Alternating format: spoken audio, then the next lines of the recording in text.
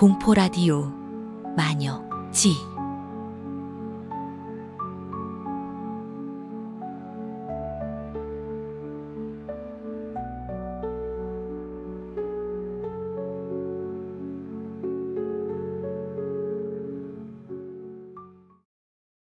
이번 사연은 40대 여성분의 사연인데요.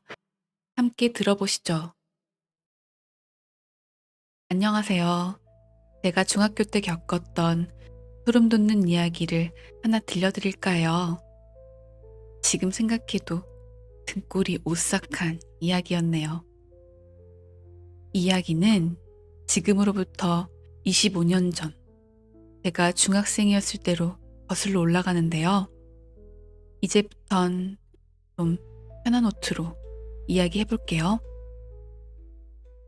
그때 친구들은 하나같이 휴대폰을 들고 다니며 문자도 하고 통화도 하면서 신세계를 경험하고 있었어. 근데 난 우리 부모님이 중학생이 무슨 휴대폰이야 이러시면서 단칼에 거절하셨지. 진짜 억울했어. 친구들이 자기들끼리 연락해서 약속 잡고 노는 걸 보면 속에서 불이 나더라고. 뭐 문자도 주고받으면서 서로들 이야기할 때는 진짜 나만 왕따 된 기분이었어. 그러던 어느 날 벼룩시장에서 중고 똑딱이 폰을 발견한 거야. 세상에, 가격이 너무 싼 거지. 바로 전화했어. 10만 원대였는데 이건 진짜 절호의 기회다 싶었지. 문제는 나한텐 그 정도의 돈이 없다는 거였는데, 그래서 아빠를 졸랐어. 아빠,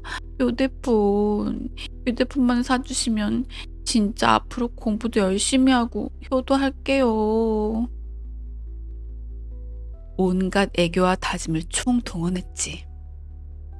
결국 아빠가 엄마 몰래 사주기로 하셨어. 지금 생각해보면 그때 아빠도 참 귀여우셨던 게, 엄마한테 들킬까봐 우리 둘이 리번거리면서 몰래 거래하러 갔었거든.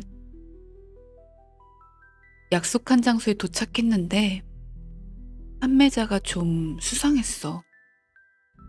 젊은 남자가 나오더니 이거 전에 내 여자친구가 쓰던 건데 이젠 안 써서 팔아요. 이러는 거야. 전 여자친구? 뭐 순간 느낌이 좀 묘하긴 했지만 그땐 그런 거 신경 쓸 겨를도 없었어. 내 머릿속엔 오직 아, 드디어 내 휴대폰이 생긴다, 이 생각뿐이었으니까. 그렇게 아빠랑 대리점 가서 가입도 마치고 마침내 나의 첫 휴대폰을 손에 넣었지.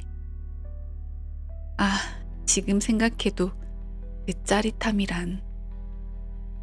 이제 나도 친구들이랑 문자도 하고 전화도 하고 약속도 잡고, 그리고 가장 좋았던 건 그때 유행하던 8비트 벨소리, 그것도 다운받을 수 있다는 사실이 너무 설레더라고. 그리곤 며칠 후에 시험 마지막 날이었어.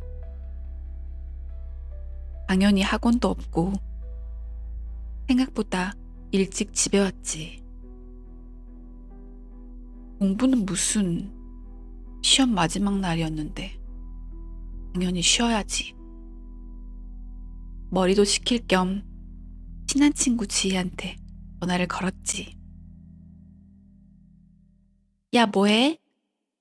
우리 심심한데 수다나 떨자. 좋지. 요즘 우리 반 애들 무슨 일 있는지 알아? 완전 난리야. 그렇게 별 의미 없는 가십을 주고받으며 낄낄대고 있었어. 근데 갑자기 잠깐 지혜가 말을 멈추더니 목소리를 낮추고 나에게 묻는 거야. 야, 근데 너 지금 방에 혼자야? 당연하지. 왜? 이상하네. 네 방에서 계속 말소리가 들리는 것 같아. 누가 있는 거 아니야? 순간 등골이 싸늘해졌어. 방엔 분명 나 혼자뿐이었는데 대체 무슨 소리를 들었다는 걸까? 잠깐이었지만 머릿속에서 별의별 생각이 다 들더라고. 혹시 창문 너머에서 누가 듣고 있다가 말한 건가? 아니면 에이, 그냥 헛소리겠지.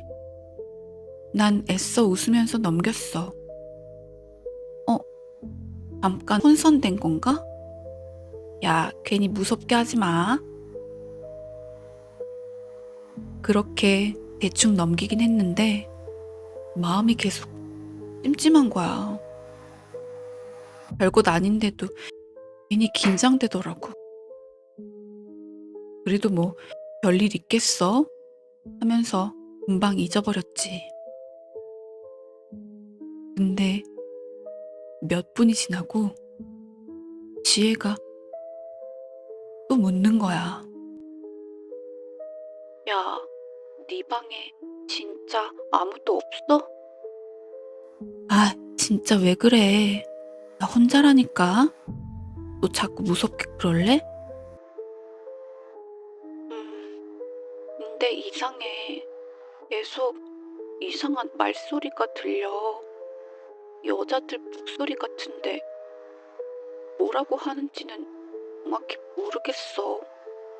근데 확실히 여자들 말소리가 들리는데. 그 순간 뒷목이 확 서늘해졌어. 방 안은 엄청 고요했지. 컴퓨터도 안 켜져 있고 창문도 꽉 닫혀 있었거든. 근데 지혜가 계속 뭔가가 들린다고 하니까 갑자기 심장이 철렁 내려앉더라고. 야, 너 장난치는 거지? 아, 나 진짜 무섭다고. 아니, 진짜야. 처음엔 그냥 웅성거리는 소린 줄 알았는데 점점 또렷하게 들려. 두세 명 정도 되는 것 같은데 확실히 여자들 말소리야. 그리고 지혜가 말을 멈추더니 갑자기 침을 삼키는 소리가 들렸어. 야, 목소리가 점점 커지는 것 같아. 이쯤 되니까 나도 등골이 쭉 서는 기분인 거야. 괜히 겁먹고 싶진 않았는데 가만히 있으려니 심장이 쿵쿵 뛰는 게 느껴지더라고. 아, 됐고 그만해. 나 무섭단 말이야. 너 계속 자꾸 이러면 나 진짜 소름 돋아. 억지로 화제를 돌리면서 딴 얘기나 하려고 했는데 그러다 보니 어느새 통화가 2시간째더라고. 이제 그만 씻고 자야겠다 싶어서 야, 나 이제 씻으러 갈게. 전화 이만 끊자. 했더니 갑자기 지혜가 날카롭게 소리를 지르는 거야. 야, 야, 야, 지금 당장 밖에서 나가, 빨리. 뭐? 아, 갑자기 왜 그래? 일단 나가. 제발, 빨리 거실로 가. 지혜가 평소에 장난칠 때도 차분하게 느리게 말하는데 오늘은 말투가 너무 다급해서 나도 모르게 휴대폰을 꽉 쥔 채로 벌떡 일어나서 문을 열고 뛰어나왔어. 심장이 미친 듯이 뛰고 있었지. 거실로 나오자마자 아빠가 TV를 보시는 걸 멈추고 날 놀란 눈으로 쳐다보시더라. 너 왜 그래? 어디 아파? 아, 아니요. 그냥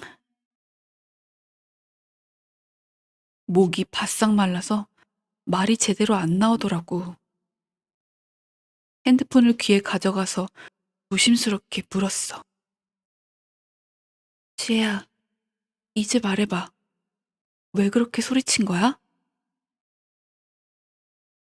지혜는 숨을 길게 내쉬더니 떨리는 목소리로 말했어.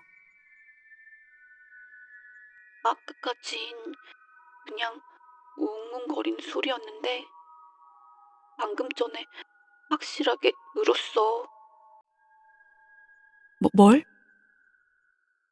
여자들 말소리. 처음엔 한 명이 저 여자가 사라졌으면 좋겠어 라고 하는 거야. 그러니까 또 다른 여자가 그러니까 너무 거슬려 라고 말하는 거야. 그랬더니 마지막 세 번째 여자가 지혜가 말을 멈추더니 마른 침을 삼키는 소리가 들렸어. 그리고 이어진 한마디. 그럼 죽여버릴까? 그 순간 머릿속이 하얘졌어. 방금 전까지 내가 있었던 그 방에서 누군가가, 아니 진짜 이상한 뭔가 날 죽이자고 얘기하고 있었다는 거잖아. 난 그날 다시는 방으로 돌아가지 않았지. 온몸에 소름이 돋은 채로 부모님께 사정을 얘기했고 결국 거실에서 잠을 잤어. 하지만 불 꺼진 천장을 바라보면서도 가슴이 쿵쿵 뛰어서 쉽게 잠들 수가 없었어. 머릿속에서는 계속 속삭이던 여자들의 목소리가 맴돌았어. 죽여버릴까? 죽여버릴까? 죽여버릴까?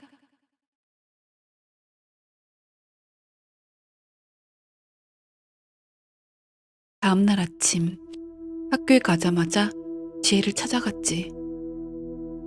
평소처럼 책상을 정리하고 있던 지혜를 보는데 이상하게 가슴이 쿵 내려앉더라고. 지혜야, 나 어제 너랑 통화하고 한숨도 못 잤어. 근데 너 진짜 그런 소리 들은 거 맞아? 지혜가 의아한 표정으로 날 쳐다보는 거야. 어제? 무슨 소리? 아니, 어제 우리 2시간 넘게 통화했었잖아. 네가 계속 내 방에서 이상한 소리 난다고 해서. 그런데 지혜가 그 붉은 눈을 동그랗게 뜨면서 말하는 거야. 응? 나 어제 학원 갔었는데.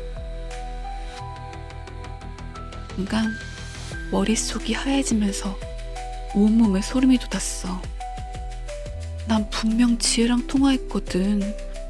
목소리도 지혜였고 저 말투도 똑같았어. 근데 지혜는 통화를 한 적이 없다는 거야. 난 너무 믿기지가 않아서 지혜랑 같은 학원 다니는 남자애한테도 물어봤지. 지혜? 어제 학원에 있었지, 나랑. 6시부터 10시까지 내 옆자리에 있었는데? 정말 순간 숨이 턱 막히는 기분이었어. 그럼 어젯밤 내내 통화했던 지혜의 목소리는 도대체 누구였을까? 그리고 내 방에서 수다를 떨던 여자들은 대체 뭐야?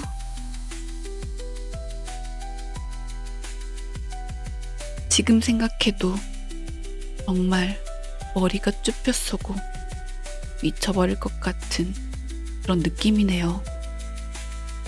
여러분도 전화 속 목소리를 조심하세요.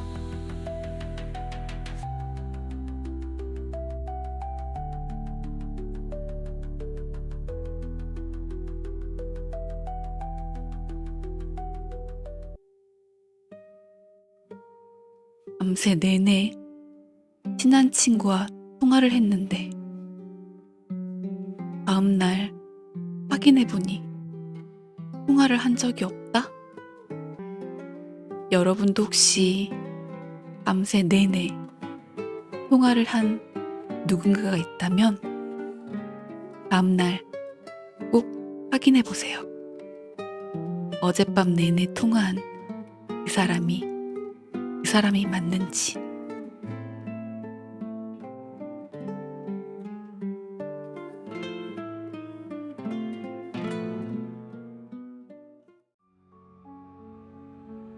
공포 라디오 마녀 지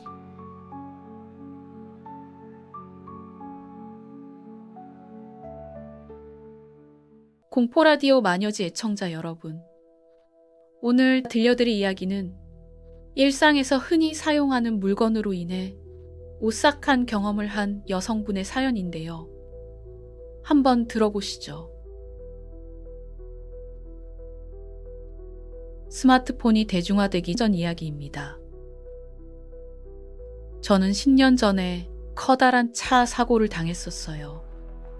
오랜만에 휴가를 내고 집에 들러 간단히 짐을 꾸리고 사람이 없는 산속 자연에서 좀 쉬었다 오자 했었죠. 그런데 운이 나쁘게도 휴가를 가던 중에 전 사고가 났었고요. 사고가 난 지점은 인적이 드문 산기슭이었어요. 게다가 그 근처에 민가도 거의 없어서 그 당시에는 지나다니는 차라고는 눈 씻고 찾아볼래야 찾아볼 수가 없었던 것으로 어렴풋이 기억이 납니다. 사고 발생 직후 약 1분에서 2분 사이에 가까스로 눈을 떠 제 눈 앞으로 왔다 갔다 하는 누군가를 본 것 같기도 했지만 전 곧바로 정신을 잃었었죠. 그리고 진짜 위험했던 사실은 제가 그 사고를 낸 가해자에 의해 납치될 위기까지 갔었다고 하더라고요. 나중에 병원에서 정신이 들었을 때 경찰이 해준 얘기였죠. 가해자가 신고하기에는 불리한 상황, 예컨대 심한 음주운전 상태였거나 아니면 수배 중인 범죄자였을 가능성이 높다고요. 그런 상황에서는 가해자가 대부분 뺑소니를 하거나 부상자를 은닉한다고 하더라고요. 저 역시 심각하게 부상당한 저를 차 트렁크에 실으려다가 정말 첫눈으로 지나가던 행인에게 그 장면을 들켜서 가까스로 납치 상황까지 가진 않은 거라고. 생각해보면 정말 아찔한 순간이죠. 그 정도로 부상을 당하고 납치되어 아무도 모를 곳에서 죽어갈 수도 있었다는 생각을 하면 정말로 등골이 서늘하더라고요. 내 생각이 표정으로 드러났는지 경찰분은 범인이 잡히면 꼭 알려줄 테니 너무 걱정하지 말라고 했습니다. 3주간의 입원 치료를 마치고 드디어 퇴원할 수 있었습니다. 사고로 폐차를 했던 터라 당장 새 차 살 여유는 없어서 중고 경차를 구입했습니다. 차체는 생각보다 괜찮은 상태였는데 딱 하나 불편한 점이 차량 내비게이션이 없다는 거였죠. 처음엔 별로 신경 쓰지 않았어요. 지도 앱이 있으니까 괜찮겠지. 라고 생각했죠. 그런데 이전 차에 차량 내비게이션이 달려있던 터라 없으니 의외로 불편하더라고요. 특히 출장이 잦은 제 직업 특성상 내비는 필수였어요. 그래서 휴대용 차량 내비를 구하기 위해 집 근처 중고샵을 찾았습니다. 가게에 들어서자마자 묘하게 눈에 띄는 차량 내비게이션이 있었어요. 3년 정도 된 모델로 설명란에는 초기화 안됨, 설명서 없음, 작동 보장이라고 쓰여 있더라고요. 가격은 새 제품의 5분의 1 수준이었고요. 중고샵 사장님은 이전 주인이 급하게 팔고 갔다면서 저를 빤히 쳐다보더니 구매할 거냐고 재촉하듯 물으시더라고요. 그때 가게 사장님의 태도가 조금 이상하다 싶었지만 좋은 거래라고 생각해 그냥 구매했습니다. 사장님은 가게를 나설 때까지도 환불 불가라는 말을 3번이나 강조했어요. 작동이 잘 안 되는 건가? 하고 불안함을 안고 주차장에서 바로 작동 테스트를 해봤어요. 시거 소켓에 어댑터를 꽂으니 화면이 켜졌습니다. 예상대로 이전 주인의 데이터가 그대로 남아 있었어요. 설정을 확인하던 중 저장된 목적지 목록을 발견했습니다. 첫 번째 목적지는 제가 근무하는 회사였어요. 순간 화들짝 놀라긴 했지만 저희 회사가 지역에서 꽤 큰 기업이라 거래처나 고객이 방문했을 수도 있다고 생각했죠. 두 번째 목적지는 타겟 홈이라고 저장된 주소였죠. 집은 어디일까 하고 조심스레 주소를 본 순간 저는 온 몸이 얼어버리는 듯 멍해졌습니다. 놀랍게도 이 중고 내비게이션에 저장된 집 주소 역시 제 집 주소와 일치했던 거였죠. 이런 우연이 일어날 수 있는 건가? 세상에, 이 내비는 점원이 추천한 것도 아니고 내가 그냥 끌려서 고른 것인데 우리 집과 주소만을 입력해 놓은 그것도 마이홈이라고 한 것도 아니고 타겟 홈이라니. 내가 생각해도 말도 안 되지만 내 머릿속에는 얼마 전 집 앞에서 일어났던 차 사고가 우연한 부주의로 일어난 것이 아니고 내가 납치될 뻔한 사건이 실제로 계획된 범죄였을 수도 있다는 강한 확신이 들더군요. 아무래도 하늘은 내 편인 것 같더라고요. 처음엔 무서운 생각만 들고 이 내비게이션에 저주라도 깃들었으면 어쩌지 하는 생각마저 들었지만 곰곰이 생각하니 이제 다시는 그런 사건이 일어나지 않도록 해결을 하라는 신의 도움인 것도 같았어요. 그도 아니고 이 모든 것이 정말 우연히 발생한 일들이라면 저를 납치하려다가 실패한 이 남자와 저는 악연이라는 고리에 묶였다는 생각도 들더라고요. 이 악연을 끊기 위해서라도 범인이 꼭 잡혀야 한다고 다짐하면서 그 당시엔 구매했던 중고 내비게이션도 경찰에 제출하고 범인이 잡히길 간절히 기도했었죠. 하지만 범인은 잡히지 않았고 10년이 넘었지만 여전히 그 사고와 내비게이션은 제 인생에서 가장 미스테리한 사건으로 남아 있습니다.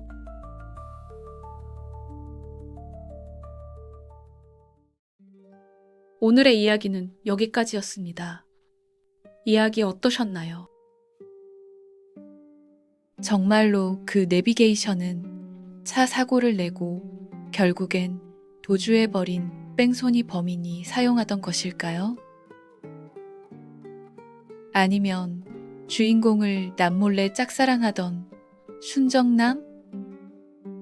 그것도 아니면 스토커? 게다가 그 많은 중고 내비게이션들 중에서 하필 주인공이 그 내비를 고른 것이 해당 사고의 고의성과 경각심을 알려주기 위해 어떤 선한 힘의 영향이었을까요? 누군가 나의 집과 회사만 따라다니다가 휴가 가는 나에게 고의로 사고를 낸다니 상상만 해도 소름이 끼치네요. 인적이 없는 곳이었다는데 진짜 그 상태로 납치당해버렸다면 너무 아찔하죠. 목격자분도 귀인이고 아무래도 주인공은 전생에 나라를 구했나 봅니다. 늘 생각하는 거지만 혼자 사시는 분들은 휴가 갈 때도 주변인들에게 행선지를 알리고 수시로 연락을 하는 것이 안전한 것 같아요. 휴가만이라도 핸드폰을 멀리하고 조용히 쉬다 오고 싶으실 테지만 말이에요. 세상이 너무 흉흉한지라. 저도 이런 비슷한 경험을 한 적이 있는데 이 영상을 보시고 다양한 경험과 의견 남겨주세요. 그리고 나만의 안전 노하우 같은 것도요. 아마 많은 분들에게 도움이 될 듯 싶네요.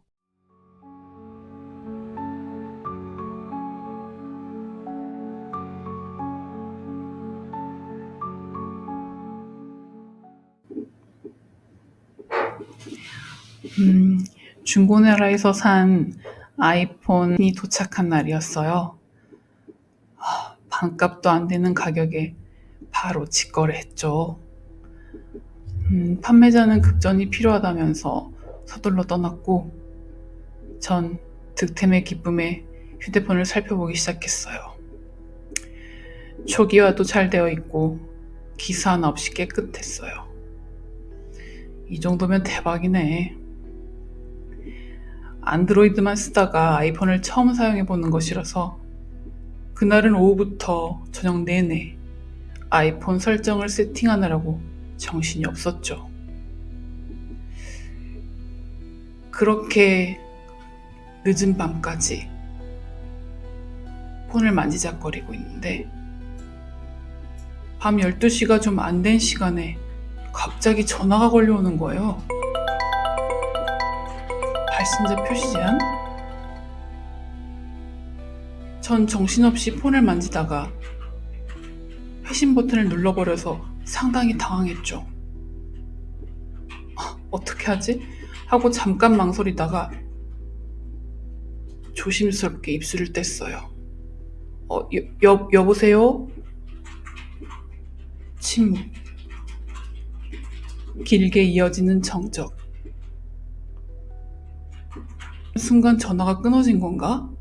하고 화면을 터치해서 봤으나 통화는 계속되고 있더군요. 하지만 상대방은 다른 사람을 기대했던 건지 아무 말도 없었습니다. 그러다 또 살짝씩 들리는 조금 답답한 듯한 숨소리. 그리고는 또 한참 후에 아무 말도 없이 끊어지는 전화였어요. 다음 날도 같은 시간 발신자 표시 제한으로 전화가 왔어요. 시간을 체크해보니 정확히 밤 11시 27분이더군요.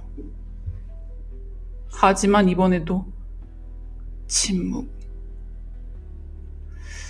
아주 희미하게 물방울 떨어지는 소리인지 빗소리인지가 들리기도 했어요. 3일째 되는 날에는 새벽 3시에 전화가 걸려왔어요. 심호흡을 하고 조용히 통화 버튼을 눌렀어요.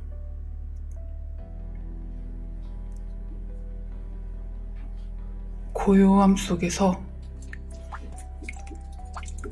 뚝뚝 물방울 소리가 좀 더 선명하게 들렸어요. 그리고 누군가의 거친 숨소리가 전 오싹한 느낌에 누구세요? 하고 말했지만 수화기 너머에는 아득한 숨소리만 이어졌죠. 전화를 막 끊으려는 순간 희미한 웃음소리가 들렸어요. 일주일째 전화는 이제 하루에 2번씩 오기 시작했어요. 첫날 받았던 것처럼 밤 11시 27분, 그리고 새벽 3시. 어느 날은 흐느끼는 소리 같기도 하고, 또 어느 날은 발자국 소리가 들렸어요. 그 배경에는 항상 물방울 떨어지는 소리가 있었죠. 아씨, 진짜 누구예요?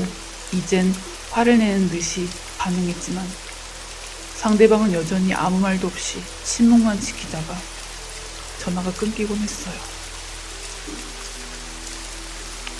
열흘째 되는 날 마침내 희미한 목소리가 들렸어요. 그런데 온몸에 한기가 돌았죠. 이 별명, 내 별명을 아는 이 목소리는 갑자기 3년 전의 일들이 떠올랐어요. 내가 정말로 존경했던 우리 담임 선생님을 처음 만난 건 고등학교 2학년 때였어요. 외모가 준수한 젊은 영어 선생님이었는데 수업도 재미있게 하시고 학생들 고민도 잘 들어주시는 분이셨죠. 특히 저에겐 더 각별하셨어요. 영어에 소질이 있다면서 늘 격려해 주시고 진로 상담도 자주 해주셨으니까요. 아, 나도 선생님처럼 되고 싶다. 선생님처럼 학생들에게 좋은 영향을 주는 교사가 되는 게 제 꿈이었어요. 그날도 선생님께 작은 선물을 드리고 싶었어요. 영어 시험에서 1등 했다고 칭찬해 주신 걸 기념해서요. 친구 녀석들의 놀림이 걱정돼서 아무도 없는 교무실에 몰래 두고 오려고 했죠. 책상 위는 누군가가 볼 수 있으니 선생님만 볼 수 있게 선생님 책상 서랍에 넣어두기 위해 첫 번째 서랍을 열었어요. 서랍 속에 덩그러니 들어있는 검은색 폰. 무언가 영상이 계속 재생되고 있는 호기심에 화면 속을 자세히 보게 되었죠. 그때의 그 충격과 공포는 영상 속에는 우리 학교 여학생들의 화장실과 샤워실이 실시간으로 녹화되고 있었어요. 보고도 믿을 수 없다는 말이 이럴 때 쓰는 말이지 않을까 싶었죠. 아닐 거야. 내 우상이 이런 파렴치한 짓을. 무언가 오해가 있을 거야. 전 끝까지 선생님을 믿고 싶었어요. 내가 본 것이 오해라는 것을 선생님 입으로 직접 듣고 싶었죠. 하지만 만에 하나 정말 1000만 분의 1이라도 선생님께서 실수를 저지른 것이라면 선생님께서 늘 가르쳐주신 그런 투명한 방법으로 반성을 하시고 책임을 지시는 모습을 보고 싶었어요. 전 방과 후에 학교에 남아 선생님께 말씀을 드렸죠. 선생님의 반응은 이미 붕괴된 제 멘탈을 갈기갈기 찢어 부숴 가루로 만들어 날려버리기 충분했어요. 너 진짜 죽고 싶지 않으면 오늘 네가 본 건 기억에서 모두 지워라. 알겠냐? 그리고 앞으로는 개인적으로 나 찾아오지도 말고 그냥 쥐 죽은 듯이 조용히 공부 열심히 하다가 조용히 졸업해. 진짜 살고 싶으면. 알겠냐? 하면서 그 검은색 폰을 들고 자리에서 일어나 가버리시는 거예요. 순간 멍해 있다가 전 이미 제정신이 아니었죠. 저 역겨운 휴대폰을 없애버려야겠다. 아니, 선생님이 용기가 없으시다면 나라도 저 증거를 갖고 경찰서로 찾아가 선생님이 제정신으로 돌아오게 해야겠다 라고 생각했어요. 멀찍이 나가고 있는 선생님의 뒷모습을 보며 전 무작정 몸을 날렸어요. 비가 많이 오고 있어서 갑자기 선생님과 전 겹쳐서 교무실 앞 계단을 떼굴떼굴 굴렀죠. 그 계단에서도 엎치락 뒤치락 하면서 몸싸움을 벌였어요. 미끄러운 계단 바닥에 구르고 돌부리에 치였지만 전 하나도 아프지 않았어요. 그러다 갑자기 이어지는 선생님의 비명. 저를 밀쳐내고 머리와 옆구리를 감싸면서 제 눈에서 멀어지는 선생님을 보면서 전 그제야 온몸이 아파왔고 어떻게 집으로 돌아왔는지조차 기억이 나지 않았던 날이었죠. 다음날 부모님의 잔소리에 학교를 갔었지만 정말 가고 싶지 않았어요. 어떻게 마주치지? 선생님을 어떤 얼굴로 봐야 하지? 아무리 생각을 하고 또 하고 머리를 쥐어짜봐도 도저히 답이 없더군요. 하지만 교실에 들어서자마자 그런 걱정이 쓸데없는 고민이었음을 알고 순간 허탈해지면서 정신이 혼미했어요. 어제 하교 의문의 부상을 입은 선생님이 새벽에 돌아가셨다는 소식. 온 학교가 떠들썩했죠. 그 후로 저는 모든 걸 잊으려 했어요. 아니, 어쩌면 정말로 잊었던 걸지도 모르죠. 경찰은 그저 불운한 사고사로 결론 내렸어요. 그리고 아무도 제가 그날 그곳에 있었다는 걸 몰랐죠. 전 선생님이 그렇게 돌아가셨으니 검은색 휴대폰 안의 추악한 선생님의 범행도 그냥 그렇게 묻힌 거라고 생각했어요. 근데 그게 끝이 아니었나 봐요. 3년이 지난 지금 이 중고폰을 샀을 때까지만 해도 전 몰랐어요. 제가 그토록 지우려 했던 기억들이 다시 찾아올 거라는 걸. 기억나니? 그날의 진실. 이 문자를 봤을 때 전 혼란스러웠어요.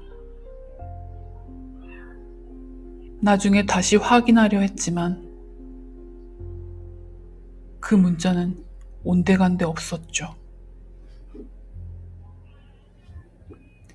하지만 이제야 알 것 같아요. 왜 그가 갑자기 나타났는지. 그때 선생님께서 돌아가셨을 때 그 문제의 검은 폰이 발견되었다면 분명히 뉴스에도 나왔을 거예요. 대서특필됐겠죠. 그땐 나도 그냥 선생님이 돌아가신 것으로 그냥 그렇게 다 된 거라고 그렇게만 생각했었어요. 이제 1분만 지나면 곧 11시 27분이에요.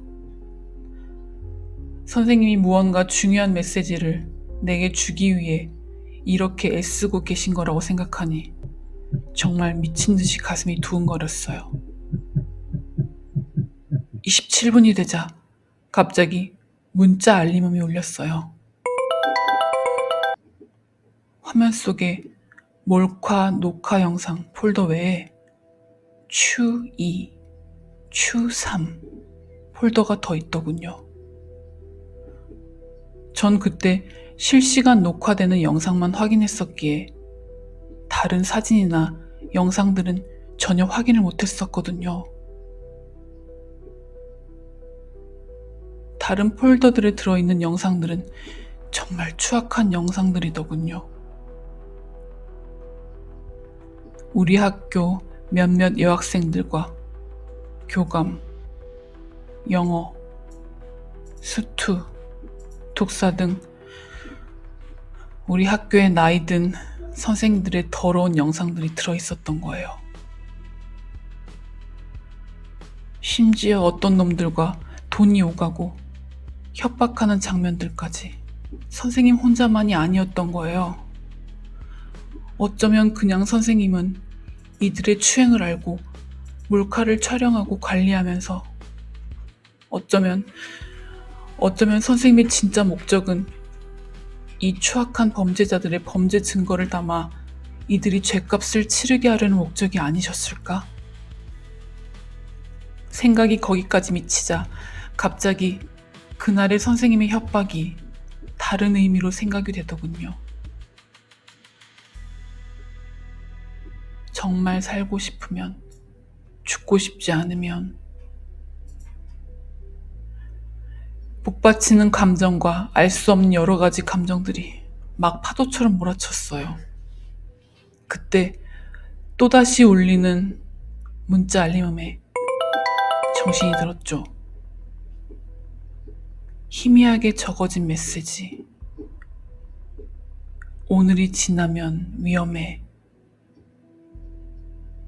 그들이 널 알아. 반드시 오늘 전에 우리가 마지막으로 함께 있던 곳에서 찾아. 문자를 보면서 계속해서 내 얼굴을 타고 내리는 눈물과 콧물 때문에 문자 메시지가 희미하게 보이기 시작했어요. 난 더 이상 참지 못하고 베개에 얼굴을 묻고 소리를 지르면서 울었어요. 계속 미친 듯이 소리를 지르며 울었어요. 언제 잠이 들었는지 아침이 됐더군요. 전 퉁퉁 부은 얼굴을 들고 옷을 주섬주섬 입은 채 학교를 향했어요. 학교에 도착해서 경비 아저씨께 졸업생이라고 말씀드리고 함께 학교로 들어갔어요. 교무실 앞 계단 옆에 흙을 손삽으로 파내기 시작했죠. 경비 아저씨는 어이없어 하셨지만 정말 소중한 물건을 찾으러 왔다고 하니 더는 말리지 않으셨어요. 어느 정도 파내려 가자 종이박스 같은 것이 삽 끝에 닿더군요.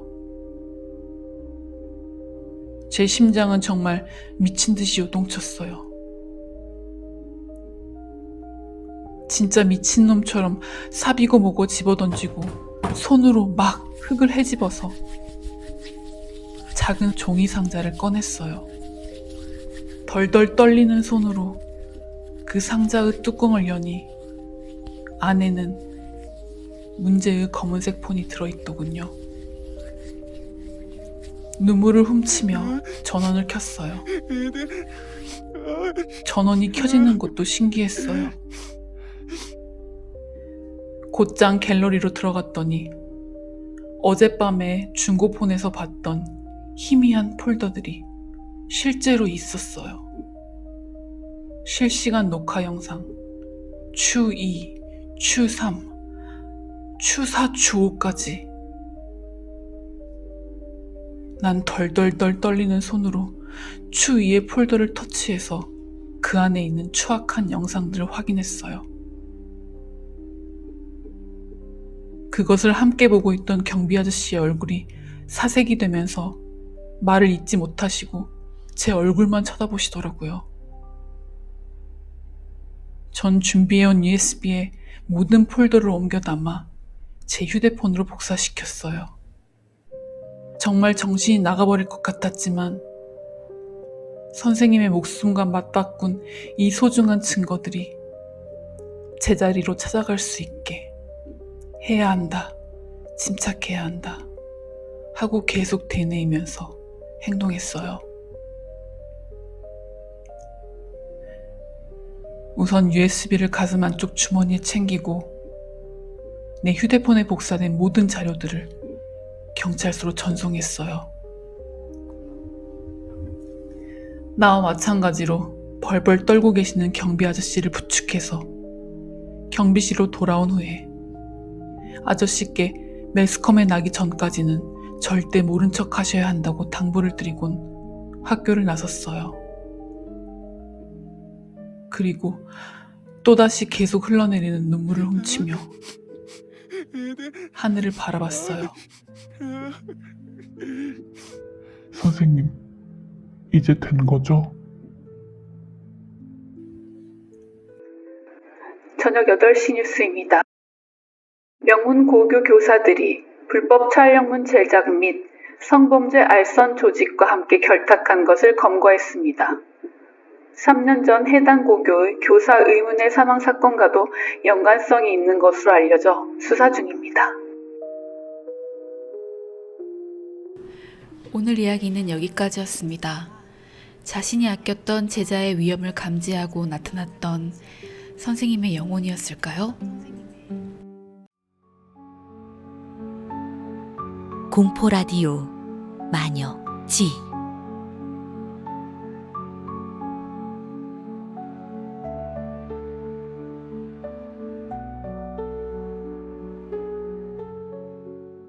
월세 50만 원짜리 반지하 원룸. 내 자취생활 첫 보금자리였다. 신입사원 월급으로는 이게 최선이었다. 엄마는 그래도 서울에서 혼자 살려면 살림 제대로 차려야지 라며 잔소리를 했지만 나는 최소한의 비용으로 최대한의 생활을 누리겠다는 짠순이 마인드로 무장했다.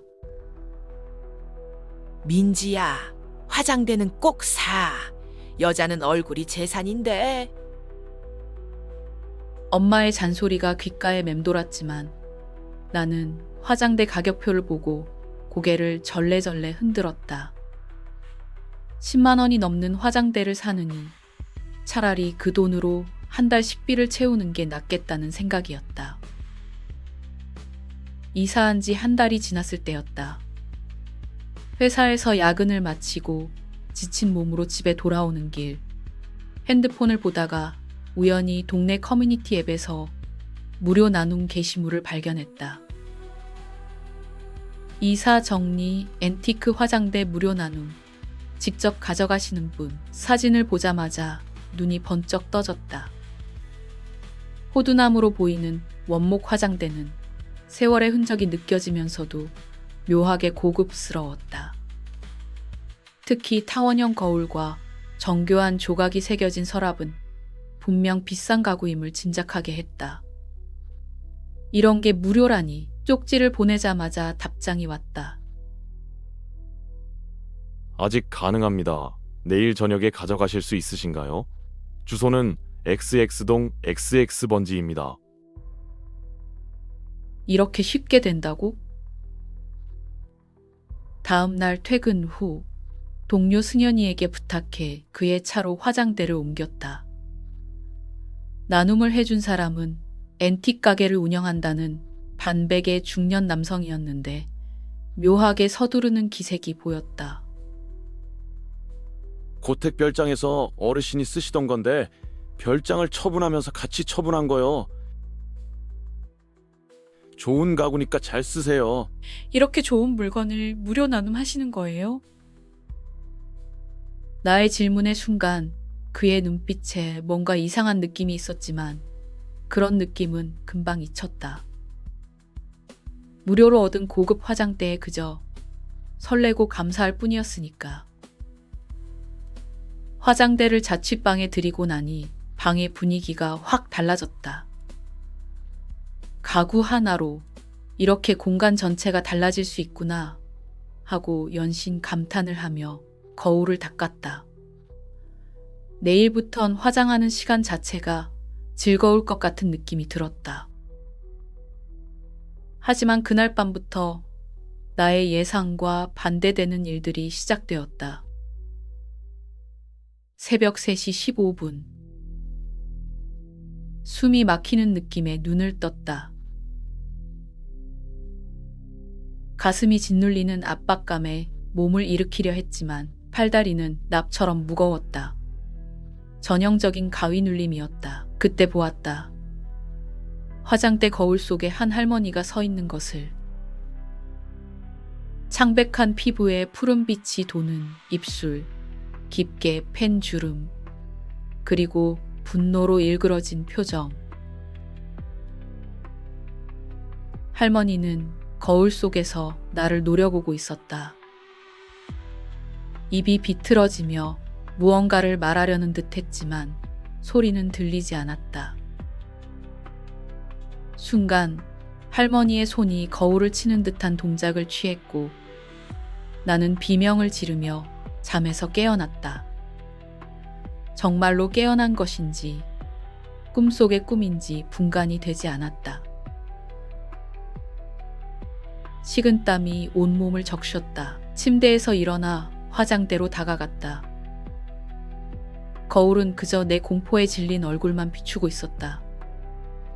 그냥 악몽이었구나. 하지만 그건 시작에 불과했다.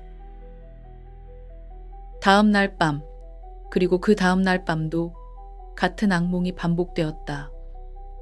할머니는 점점 더 분노한 모습으로 나타났다.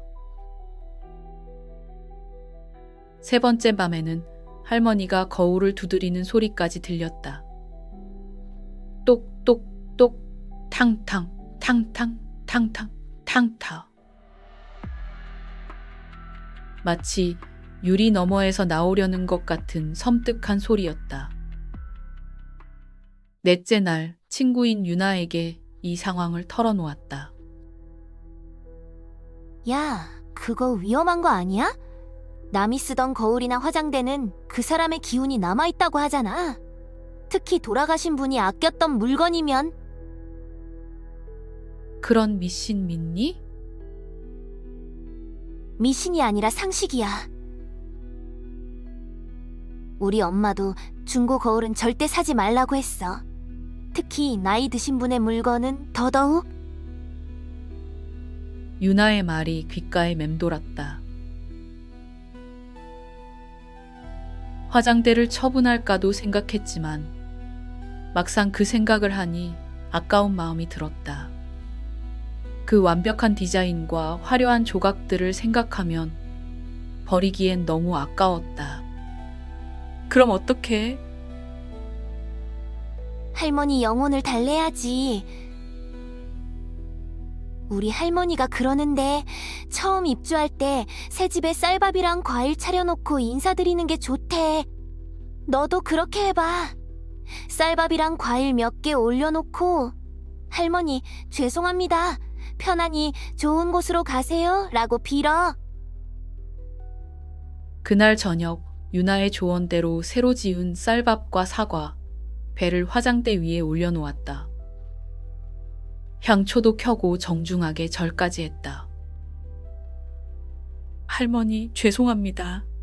화내지 마시고 이제 편안히 좋은 곳으로 가세요. 이 화장대는 제가 애지중지 아끼며 잘 사용할게요. 그날 밤 처음으로 할머니는 내 꿈에 나타나서 화를 내진 않으셨다. 하지만 더 무서운 일이 벌어졌다. 할머니는 울고 있었다. 거울 속 할머니는 비통한 표정으로 흐느끼고 있었다. 얼굴을 양손으로 가린 채 어깨를 들썩이는 모습에 나도 모르게 마음이 아팠다. 가위에 눌린 상태였지만 두려움보다는 슬픔이 먼저 밀려왔다. 할머니의 슬픔이 마치 내 것처럼 느껴졌다. 그리고 할머니가 입을 열었다. 소리는 들리지 않았지만 입모양으로 뭔가를 말하고 있었다. 집중해서 보니 같은 말을 반복하는 것 같았다. 손녀 마지네 거 눈을 크게 뜨고 할머니의 입모양을 따라 해보았다. 손녀 공맞이 고요. 공맞이? 갑자기 머릿속에 기억 하나가 번쩍 떠올랐다. 고등학교 시절 친구 중에 공맞이라는 독특한 이름을 가진 아이가 있었다. 그 아이와는 졸업 후 연락이 끊겼지만 이름이 워낙 특이해서 기억에 남아 있었다. 다음 날 페이스북과 인스타그램을 뒤져 공맞이를 찾아냈다. 오랜만에 연락한다는 게 부담스러웠지만 이상한 직감이 나를 이끌었다. 맞이야, 나 민지. 우리 같은 고등학교 나왔잖아. 특별 활동 때 본 적 있었는데 혹시 기억나? 어머, 민지. 오랜만이다. 잘 지냈어? 우리는 가벼운 근황 토크 후 내가 조심스럽게 물었다. 혹시 최근에 할머니께서 돌아가셨니? 전화 너머로 잠시 침묵이 흘렀다. 응. 2달 전에. 근데 어떻게 알았어? 심장이 쿵 내려앉는 느낌이었다. 미안해, 이상한 질문이었지. 사실은 내가 무료 나눔으로 화장대를 하나 얻었는데 그게 아무래도 네 할머니 물건인 것 같아서. 화장대라고? 혹시 그거 호두나무로 된 오래된 화장대야? 맞아. 타원형 거울에 조각이 있는. 어디서 얻었어? 마지의 목소리가 급해졌다. 동네 커뮤니티 앱에서. 나눔해준 사람은 중년 남성이었어. 큰아버지, 마지가 중얼거렸다. 민지야, 진짜 미안한데 혹시 그 화장대 내가 가져가도 될까? 할머니가 생전에 가장 아끼시던 거고 내게 주시기로 했던 유품이라. 나는 망설임 없이 수락했다. 다음 날 마지가 직접 화장대를 가지러 왔다. 그녀는 화장대를 보자마자 눈물을 글썽였다. 이거 우리 할머니 화장대 맞아. 돌아가시기 전에 이거만은 내가 가져야 한다고 하셨는데 큰아버지가 처분했다고 했어. 마지는 화장대를 쓰다듬으며 말을 이었다. 할머니의 모든 유품은 큰아버지가 처분해버렸어. 유산도 다 가져가고. 우리 엄마는 너무 착해서 아무 말도 못하시고. 화장대는 그날로 마지의 집으로 옮겨졌다. 이제 악몽에서 벗어날 수 있겠다는 생각에 안도감이 들었다. 하지만 그날 밤 나는 여전히 할머니의 꿈을 꾸었다. 이번에는 할머니가 더욱 서럽게 울고 계셨다. 이제는 아무 말도 하지 않으시고 그저 비통하게 흐느끼고 계셨다. 마음이 찢어질 것 같은 슬픔이 밀려왔다. 마치 내 감정이 아닌 것처럼 할머니의 슬픔이 내게 전해지는 느낌이었다. 일주일이 지나도 매일 밤 같은 꿈이 반복되었다. 화장대는 없어졌지만 할머니의 슬픔은 내 꿈속에 남아 있었다. 더 이상 참을 수 없어 마지에게 다시 연락했다. 마지야, 미안한데 혹시 너도 할머니 꿈을 꾸고 있니? 어떻게 알았어? 매일 밤 할머니가 서럽게 우시는 꿈을 꿔. 우리는 같은 꿈을 꾸고 있었다. 마지에게 화장대에 뭔가 숨겨진 비밀이 있는 것 같다고 말했다. 화장대를 꼼꼼히 살펴봐. 할머니가 뭔가 남기셨을지도 몰라. 그 후로 나는 내 일상으로 돌아가려 했다. 이건 내 문제가 아니라고 생각했다. 그러나 매일 밤 할머니의 울음소리는 계속되었다. 그러던 어느 날 밤 갑자기 꿈에 할머니가 나타나지 않았다. 평온한 수면을 취한 나는 아침에 일어나 상쾌한 기분으로 출근했다. 그리고 그날 오후 마지에게서 전화가 왔다. 민지야, 뭔가 찾았어. 마지의 목소리는 흥분으로 가득 차 있었다. 화장대 뒷면에 작은 서랍이 숨겨져 있었어. 거기서 유언장과 재산 목록 그리고 CD를 찾았어. 마지의 말에 따르면 유언장은 할머니가 재산을 큰아들 마지의 큰아버지과 작은아들 마지의 아버지에게 50대 50으로 공평하게 나누도록 되어 있었다. 하지만 큰아버지는 위조된 유언장을 제시하여 모든 재산을 차지했다고 했다.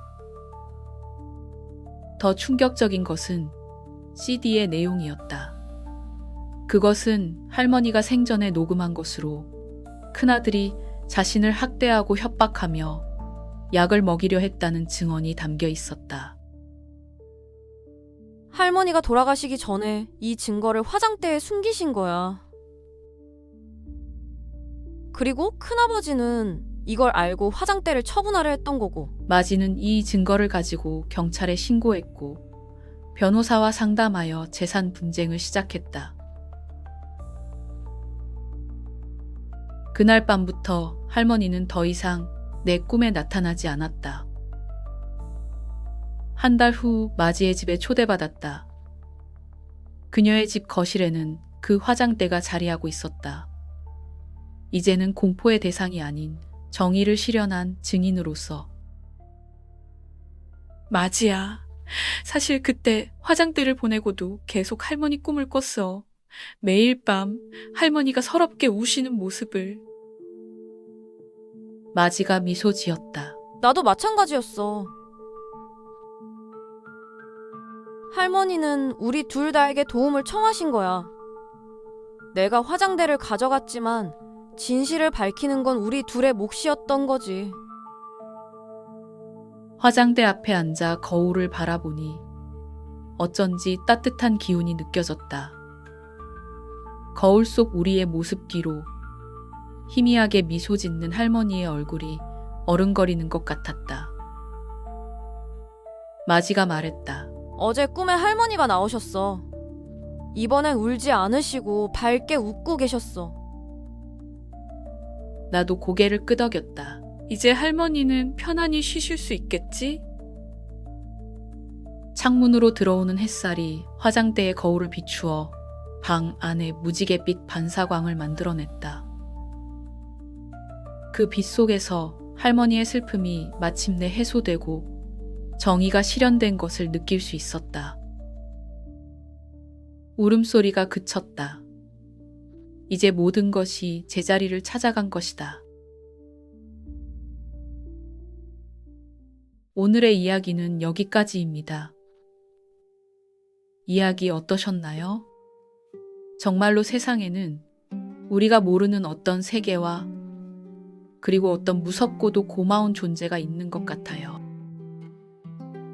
할머니가 서럽게 우신다는 대목에서는 저도 가슴이 찡하더라고요. 역시 오늘도 너무 큰 욕심을 부리지 않고 순리대로 선한 마음을 갖고 살아야지 하고 다시금 마음먹게 되네요. 중고 물건이란 참 묘한 존재예요. 누군가의 손을 거쳐온 물건, 누군가의 시간과 기억을 품고 있는 것이잖아요. 그게 추억이든 미련이든 그리고 아주 가끔 떠나지 못한 무언가인 경우까지. 그래서 싸고 괜찮아 보여서 들였다가 자기도 모르게 뭔가에 휘말리는 일이 생기나 봐요. 이상하게 계속 눈이 간다거나 혼자 있을 때 자꾸 뒤통수가 따갑거나 그럴 땐요. 에이 기분 탓이겠지 하지 마세요. 그건 기분 탓이 아니라 기운 탓일 수도 있답니다. 잘 고른 중고 하나, 열 귀신 안 부럽습니다만 잘 못 고른 중고 하나 인생 고장날 수 있답니다. 물론 대부분은 문제 없고 득템하는 경우도 많이 있지요. 제 생각엔 전자제품이 개꿀. 그래도 오늘 우린 중고 물건에 관한 공포 실화, 괴담들을 들었으니 경각심을 갖고 조금은 우리의 식스센스, 육감을 잘 발휘하기로 해요. 오늘의 중고 물건에 관한 괴담 실화 모음이 마음에 드셨다면 구독, 좋아요, 알람 설정도 부탁드릴게요. 그리고 중고 물건에 관한 신기한 경험이나 고르는 노하우, 관련 의견이나 아이디어 있으시면 편하게 댓글로 남겨주세요. 글을 보시는 다른 분들도 마녀지도 소중하게 줍줍하겠습니다. 그럼 오늘 밤도 으스스하고 스윗한 밤 보내세요.